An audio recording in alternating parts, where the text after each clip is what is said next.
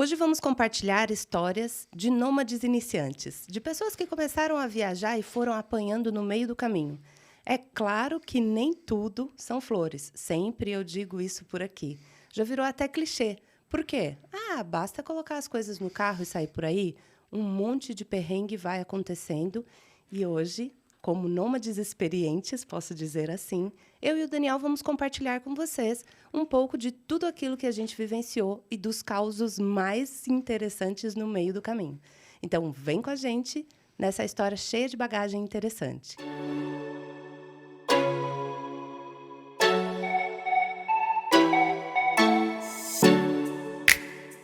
Eu sou a Dani Truffi e este é o Livre, Leve e Dane-se. Nossa família está na estrada há mais de 2 anos e por aqui eu compartilho histórias de uma vida nômade, uma vida consciente, mas acima de tudo com uma pitada de dane-se. Então vem comigo, vai ser mais leve, te garanto.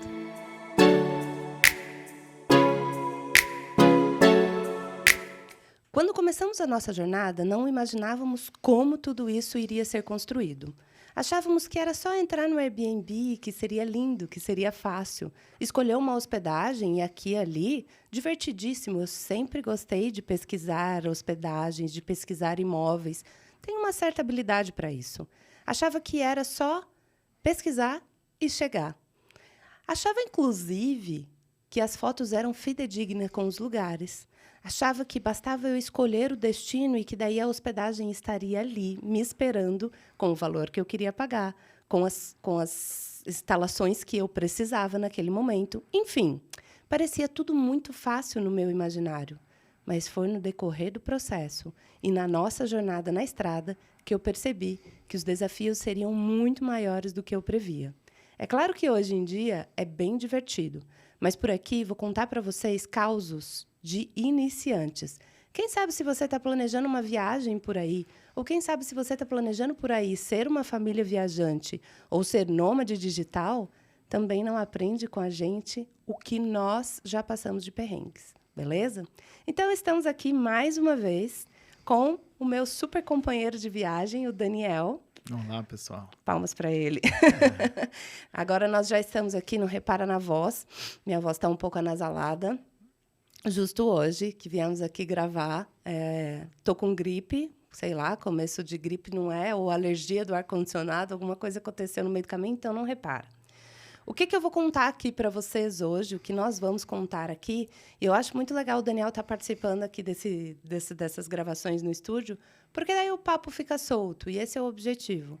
Então, o que nós vamos trazer aqui para a galera, Daniel, é os perrengues que nós passamos. Nós já contamos de outros formatos, mas vamos focar neles, né?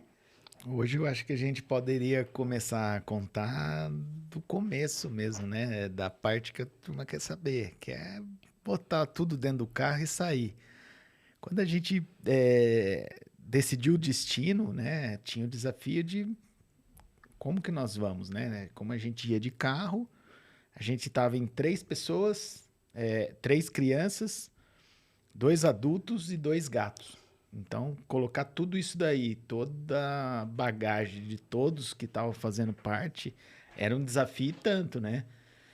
E aí, comecei a pensar como colocar isso no carro. Primeira coisa, eu vi que, né, precisava de um bagageiro. Então, vamos lá improvisar um bagageiro, porque não...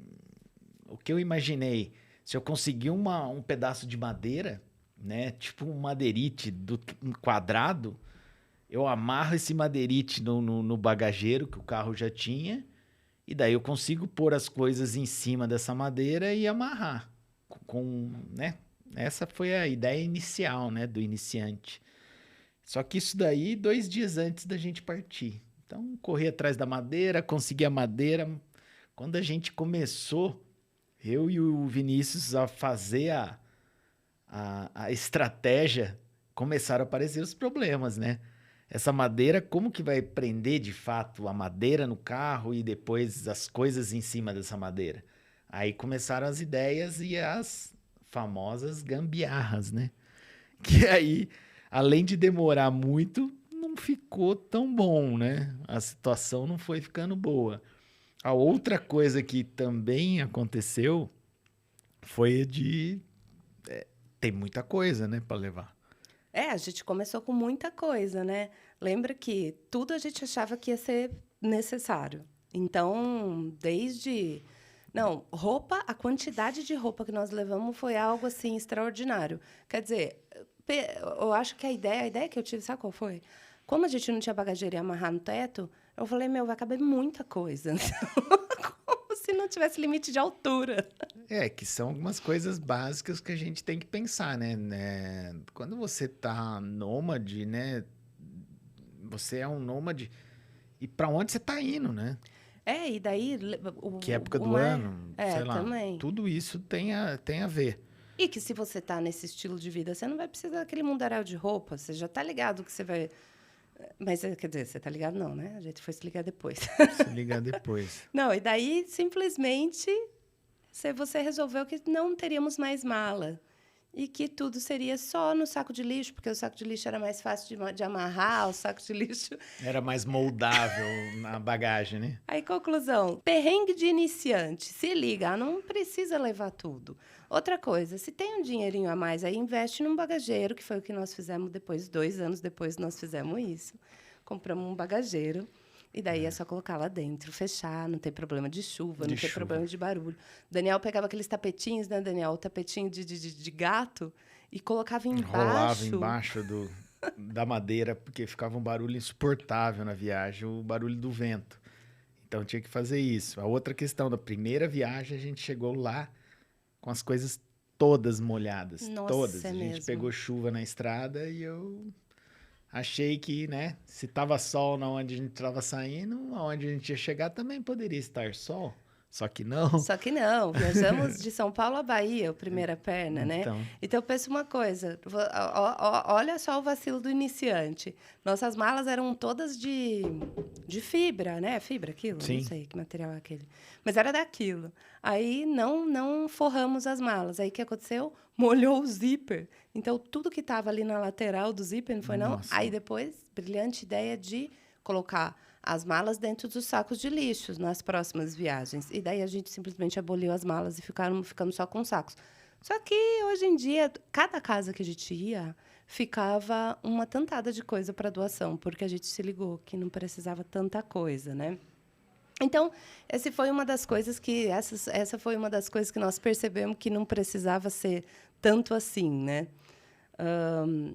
Os outros perrengues, as outras coisas que a gente acha, que a gente imagina, são as fantasias, né? Que, tipo, quando você está longe de um estado, né, de um lugar, você acha que aquele lugar, sei lá, que não existe. Ou que não vão ter as coisas que você, né, que todas as pessoas utilizam para sobreviver, né? Eu acho que é meio que isso, né? Então você fica querendo levar um pouco de comida, um pouco de roupa, um pouco de remédio, um pouco de... Daí você fala, pô, mas eu chego lá, será que não vai ter? Não, tem, né? Você tem uma certa dificuldade para se encontrar, se achar, mas as coisas, né? O básico tem em praticamente todo lugar, né? Pode faltar uma coisa ou outra, mas tem. Claro que assim, existiram alguns perrengues no meio do caminho, que nós vamos falar de um episódio só de emergências médicas que nós tivemos, né? Só que, é lógico, você vai se colocar. A gente pensava assim, vamos para a Chapada Diamantina. Nós moramos durante 4 meses em Lençóis, lá na Chapada, né?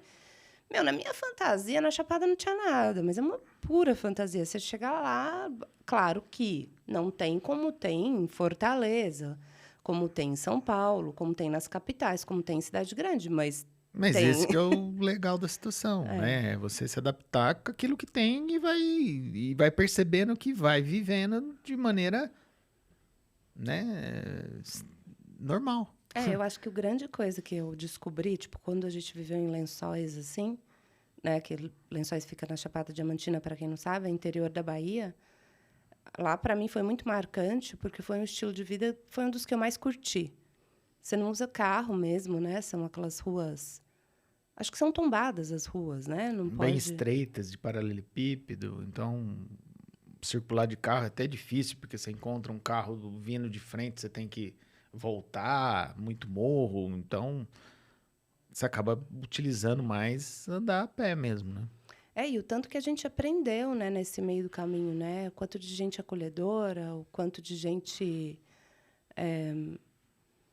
Bom, nós fizemos 2 grandes amigos lá, que foram nossos anfitriões, né?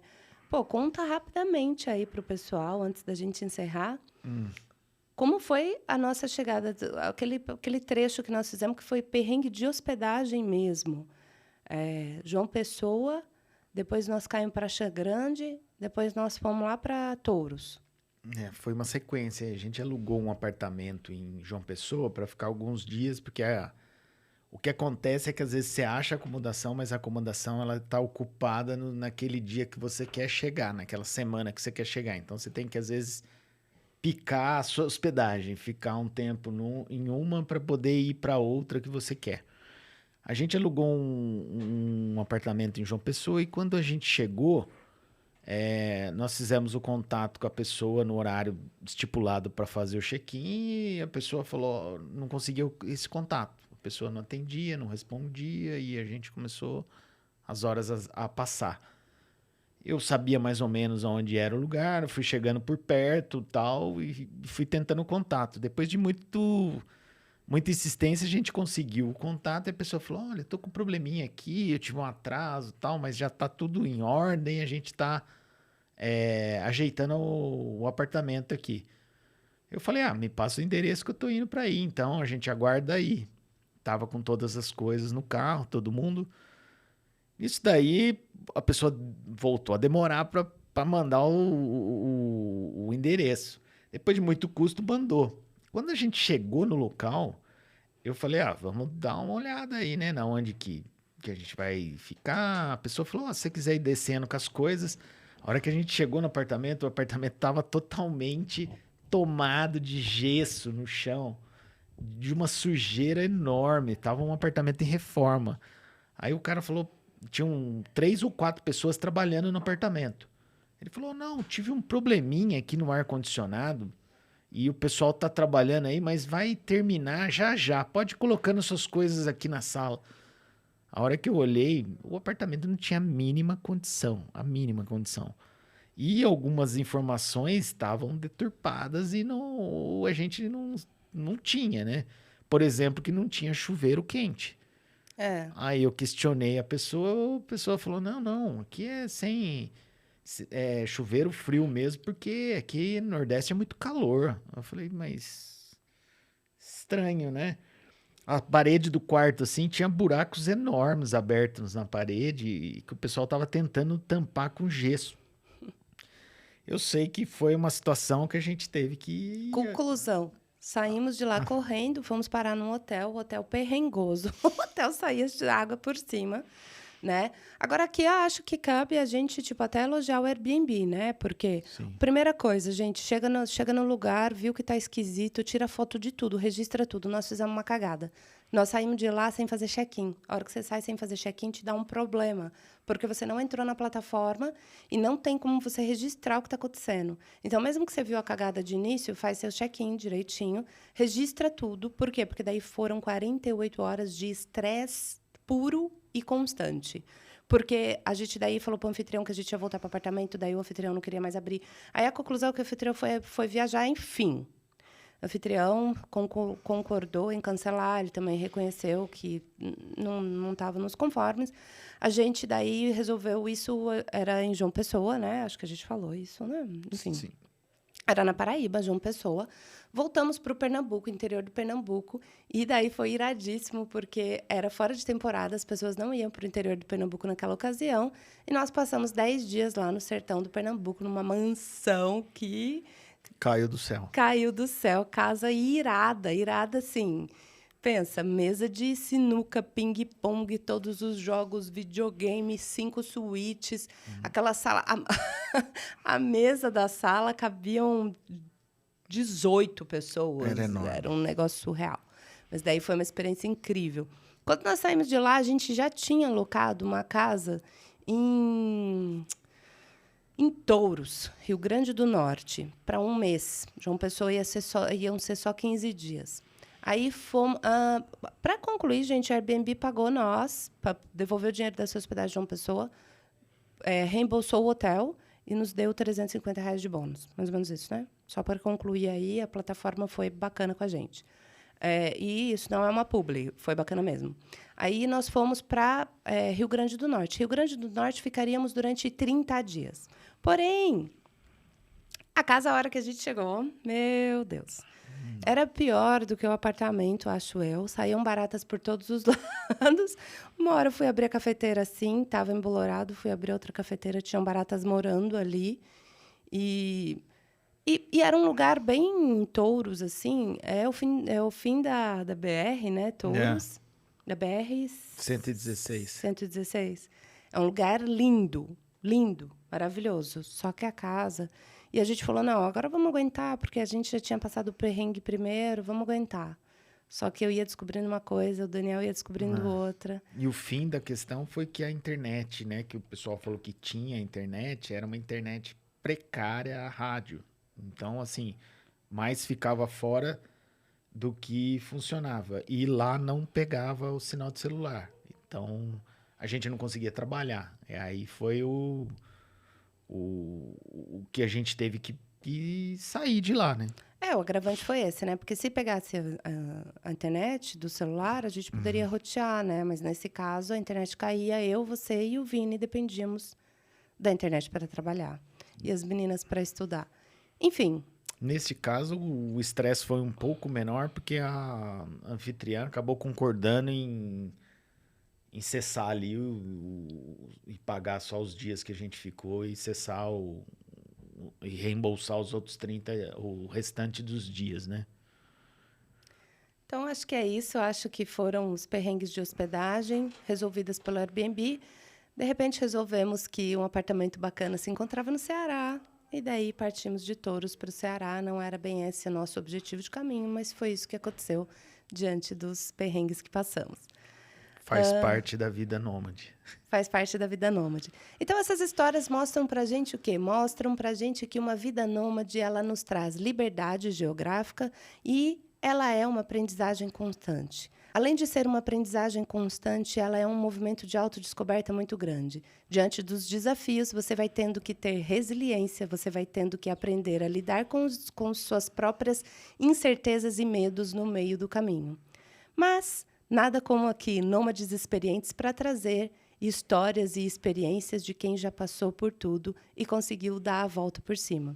Então, você sendo nômade ou não, vem com a gente refletir sobre os perrengues de pessoas iniciantes. Nos segue nas redes sociais, se inscreve aqui no canal e saudações de liberdade, amor e disciplina.